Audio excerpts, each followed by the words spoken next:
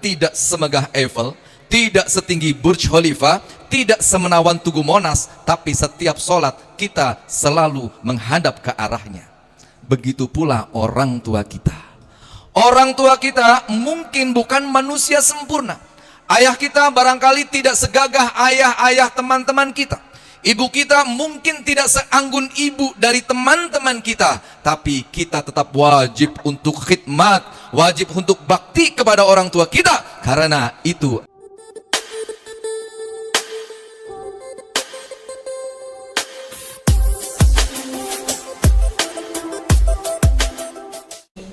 Bismillahirrahmanirrahim. Assalamualaikum warahmatullahi wabarakatuh.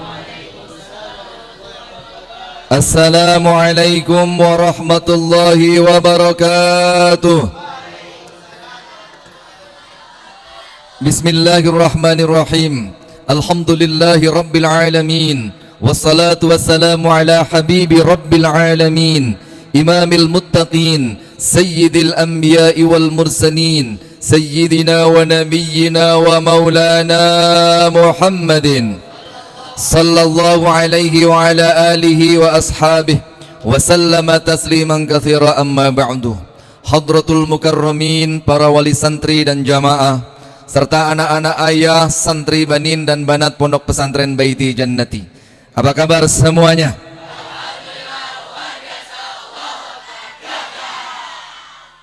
Kayaknya masih bisa lebih kompak lagi. Ayah ulang sekali lagi, semua jawab dengan kompak, semangat dan bahagia. Siap? Angkat tangannya, taruh bolpennya, taruh bukunya, kita kepalkan tangan ke atas langit. Apa kabar semuanya?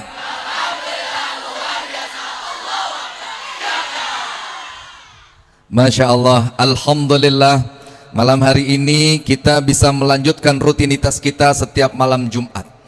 Anak-anakku, tahukah kalian, di Dubai ada gedung tinggi pencakar langit, namanya Burj Khalifa. Tingginya ada yang tahu? 828 meter. Nggak percaya, naik sendiri.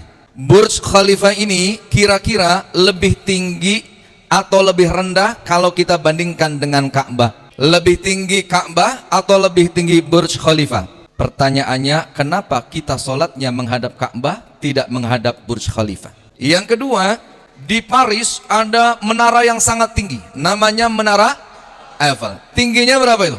Ada yang pernah naik gak? 330 meter. Mang Hanif pernah naik juga? 330 meter. Kira-kira masih lebih tinggi Eiffel atau Ka'bah?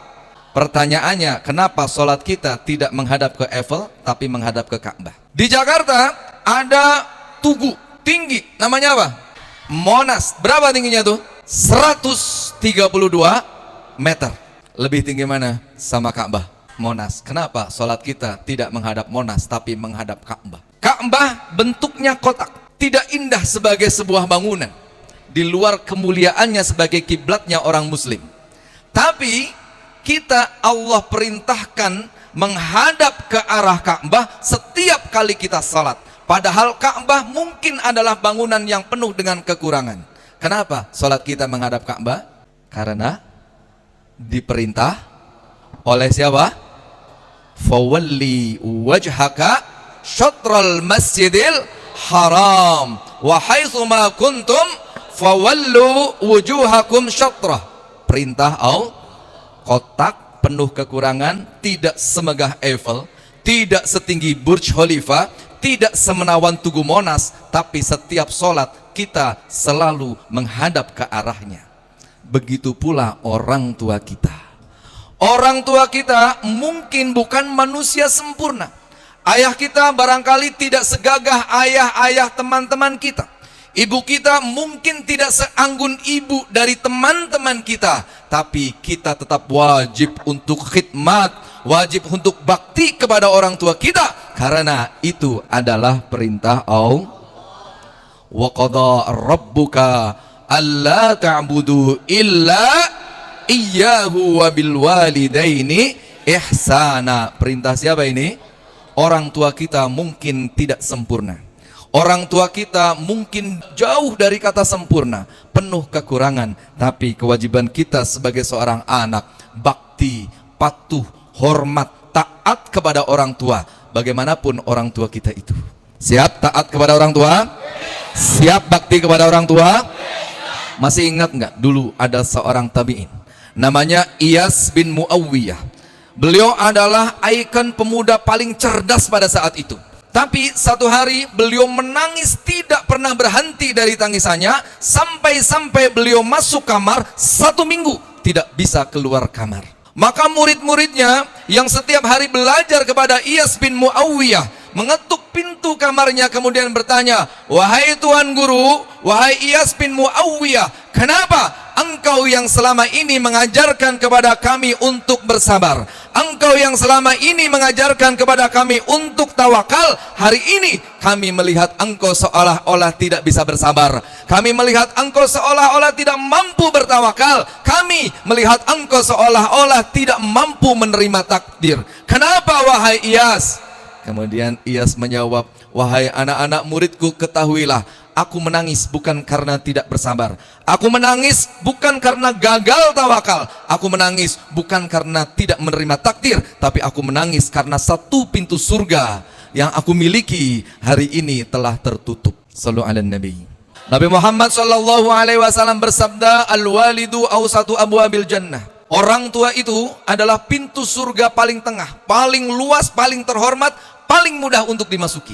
Kanali babani maftuhani ilal jannah. Aku memiliki 2 pintu yang bisa menuju ke surga, kata Iyas bin Muawiyah. Wal an ughliqa ahaduhuma, tapi hari ini telah tertutup satu di antara kedua pintu itu.